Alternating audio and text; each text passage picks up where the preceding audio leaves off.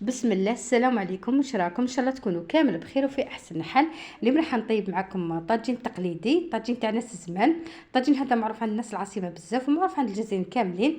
فوالا الطاجين هذا اللي هو مومو في حجر مو، طاجين تقليدي، طاجين قلت لكم بلي تاع ناس الزمان. ان شاء الله يعجبكم هذا الطاجين، ويجي بزاف بنين ويجي بزاف راقي ويعمر الطابله. مام هكذا الضياف تحطيه وهكذا تفرحي به العائله تاعك، يجي بزاف هايل. فوالا شوفوا واش عندنا هنا، وخفيف على اليد تاني، ماشي تليد ليه توجديه. سختو اللي ما عندهاش الوقت، سختو اللي ربوا ما عندهمش الوقت، فوالا اللي يخدموا ما عندهمش الوقت. هنا عندنا شويه تاع فيونداشي اللي هو دند عشي، وعندي شويه تاع الثوم. كما تعرفوا انا ما نحبش نكثر الثوم، وعندي شويه تاع الدبشه، وعندي شويه تاع لي زيبيس، وشويه تاع الملح. فوالا مغرف صغيره تاع الملح، وزوج مغارف كبار تاع لاشابلوغ. فوالا وهنايا راح نحطوا حبه البيض. فوالا الطاجين هذا مومو في حجر مو، معروف قلت لكم عند ناس العاصمه. هذا طاجين تقليدي، ان شاء الله يعجبكم ولا جربتوه ان شاء الله ينجح لكم.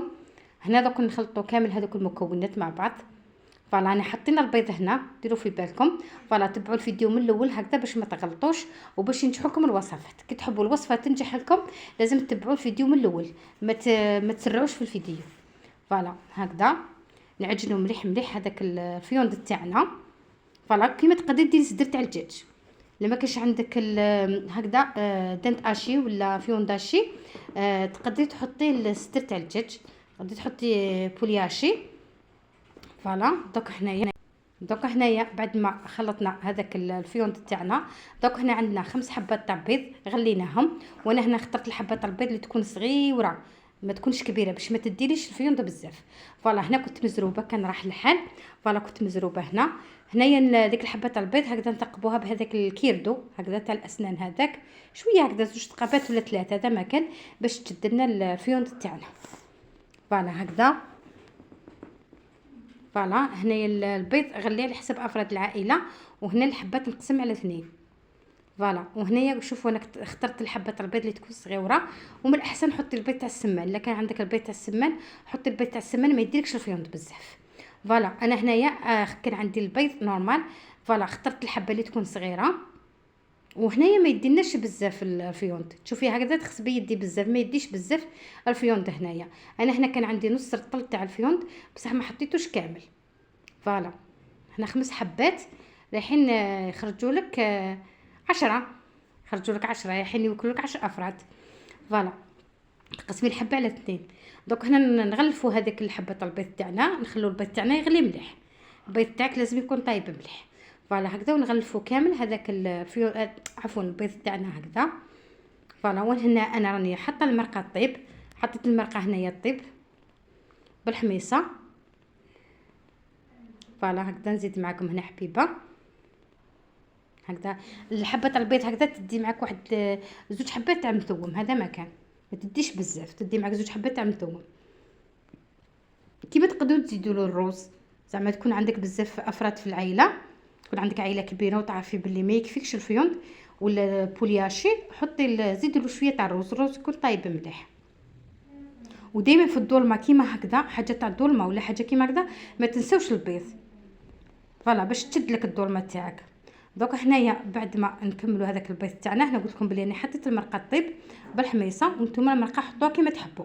تحبوا تحطوا الحميصه، تحبوا تحطوا الزيتون، تحبوا تحطوا الجلبانه، لكم الاختيار. فوالا هو الاصل تاعو يجيب الحميصه.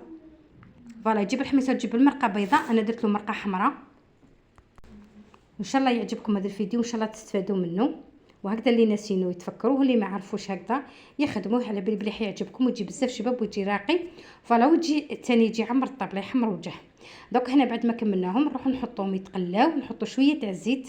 فوالا ونحطوهم يتقلاو، نقصوا النار، نخلوهم على نار قليله ونخلوهم يتقلاو، ونقلبوهم على كل جهه هكذا حتى يتقلاو معانا. ان شاء الله يعجبكم هذا الطبق، ولا جربتوه ان شاء الله ينجح لكم. واللي اول مره تشوف القناه دير ابوني، تفعل الجرس باش يلحقها كل جديد، بارطاجوا فيديوهاتي ما تنساوش. فوالا هنايا بعد ما تقلاو نحوهم من هذاك الزيت، ماشي يتقلاو حتى يطيبوا، يتقلاو شويه برك نبقاو نقلبوا فيهم ونبقاو واقفين عليهم، ما نروحوش ونخلوهم كشغل راكي طيبي في البوراك. ما نخلوهمش في النار، نبقاو عفوا في الزيت، نبقاو نقلبوا فيهم حتى اللي يطيبوا.